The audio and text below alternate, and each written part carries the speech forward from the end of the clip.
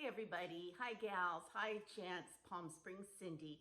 I have kind of an interesting subject or topic that I want to talk about, something that I've been hearing about lately, and if I've been hearing about it, I know that you guys have been hearing about it as well. So I've done a little tiny bit of research, and I'm going to share some of my thoughts about the gray divorce. Now, I'm certainly a product of a gray divorce in the sense that, after 43 years of marriage, my husband and I got a divorce. So I know that many of my viewers have been curious or have wondered, and I know that I have received a lot of encouragement and support and love from my viewers, and I've also received a lot of criticism as well. So that's okay. I'm on YouTube and I have to take the good along with the not so great. So I did write down some things that I wanted to talk about and I hoped would keep me on track. Because for those ladies out there that are just wondering, like how in the world does someone live with someone for 43 years, really 45 and a half, because we dated for 2.5 years, and then decide that they no longer want to be with that partner. How does that happen? And so on the other hand, there may be some women out there that are in the same situation that I was in and may want to just hear information, hear thoughts and feelings about the gray divorce. So one of the topics that one of the issues that has to do with gray divorce is the fact that people are living longer. And it has been said, or I have heard, that perhaps a marriage would not have ended in divorce, rather death, had we not been living so much longer. Okay, Shelby's down here crying and it's going to distract me. I gave her a great dinner. I made chicken tenders and a homemade sweet potato for her, but she's wanting more. Okay. And I think that's very true that, had we not, our age expectancy is so much longer that does contribute to marriages going a little bit south. Social media, dating sites, dating apps, the whole online avenue has been fodder for picking our interest up and educating us, baby boomers, gray divorce people, that what is out there? What are other adults our age up to? What is life like after 60? What are the opportunities? We just have more information about socialness nowadays. And I think that socialness and that whole world that has opened up has added to an opening to the idea that maybe I don't have to stay married the rest of my life. Another reason that lends itself to gray divorce is the fact that women are more empowered financially. So as a baby boomer, I was a young teenager in the 60s. And, that was the whole equal rights time. It was burning bra time. It was contraception time. It just was a real women's lib time. And as such, that was my political influence. That was women my age's political influence. So the fact that women my age really did seek college degrees, advanced degrees, professions, led to the fact that once we were married, that we earned a good income on our own. So the traditional roles of, like in the 50s, the expectations were the man was the head of the household. He went out and earned the money. The woman was the head of the household. She was the one that kept the home fires burning. kept the kids in school, doing homework, bathe, laundry, all that stuff, cooking, all that stuff. And so, but as time went by, women my age grew, became educated, had a profession. And so they say women have it all, but with that came, it wasn't so great because, yeah, women may have it all. We can work outside the home. We can earn our own money or money for the household, but we still ended up doing all the chores, all the housework, all the laundry, all the cooking, all the grocery shopping, all the housekeeping, and so on. Somehow that still was a part of our responsibility. Go figure. But you know what I'm saying. As far as gray divorce, part of the reason that it is happening is because women have their own financial means. They can rely on their own retirement. They can rely on their own profession if they want to go back to work, and so on. Another factor is that we have simply grown out of the relationship. Maybe, well, obviously it started in love and romance and friendship and kindred minds and hearts. But after so many years, we have outgrown the relationship. Women of gray divorce and men come to a point where they reevaluate their lives. And maybe, I'll speak for myself on this. What I envisioned for my life, for the rest of my life, hopefully the next 20 years, was not what my ex-husband envisioned for our lives. And so then do I say, gee, what I wanted for this time, for this season in my life will never happen because it is not aligned with my husband's desire and alignment for our lives. And so do I simmer in that bitterness? Do I let go of my dreams? Do I relinquish who I am and what I've worked for and what brings me happiness so that our happiness might overcome that? And what if it doesn't? That's a question. And so I think that there comes a time in an older marriage where we do reevaluate, we reassess, and if so be it, if we want to dissolve the marriage. Okay, what else? Okay, there are some of the things that I read about gray divorce is a feeling of not being valued, a feeling of being ignored after so many years, that it's not good for for one of the partner's mental health. So, you guys that are watching and that are my friends, we're a mature community. We get the idea that after so long, maybe we are not appreciated or valued like we feel we should be, and vice versa. This does not just go for women, but it goes for the men in the relationship as well. I mean, I'm really talking about components leading to gray divorce. The fact that we evolve through time, we change through time, and eventually our differences become too far apart. And of course we change, of course we evolve in 43 years, let's hope so.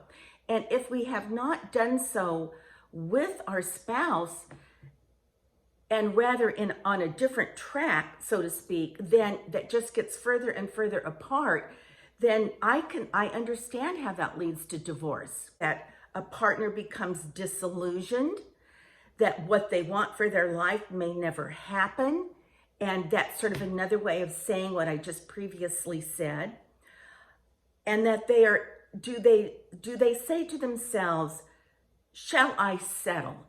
Shall I just cruise through the rest of my life? Shall I settle for not having or not taking part in the dreams I had? should I settle for my partner's dreams and let my dreams be overridden? And so, that certainly is a question, and the answer, depends on the couple. Or or do I take the steps necessary to make myself happy? Maybe I don't want to settle. And so I think that idea of, do I take the steps necessary to make myself happy? Do I have the resources to do that, meaning money? Do I have family support to do that? Am I emotionally stable enough to do that? Am I healthy enough to do that? So when it comes time for that reevaluation of a long-lasting marriage that you're not happy with, can you take the steps you need to take to reinvent yourself, to make yourself happy? A lot depends on your personal resources. And then the idea that, can your family withstand this divorce? Now, like in my case, my daughter was in her 40s. So, that was it's not like they're 2 and 3 years old. But we're also talking about a gray divorce, meaning a marriage that has been in effect for many, many years. People that are 60 years old and over, most likely. So, in that case, when the married couple decides to get that gray divorce, usually our children are adults, so the family can stay intact. Many people in gray divorce see the divorce as the beginning of their second act. Yes, there is another season to our lives, and we can make the most of that season. We can make what we want of that season as a single person. And that gray divorce starts with, and the actors in a gray divorce are usually baby boomers. We are that age. And like the commentator said, baby boomers are not dead yet. We make up a huge part of the population.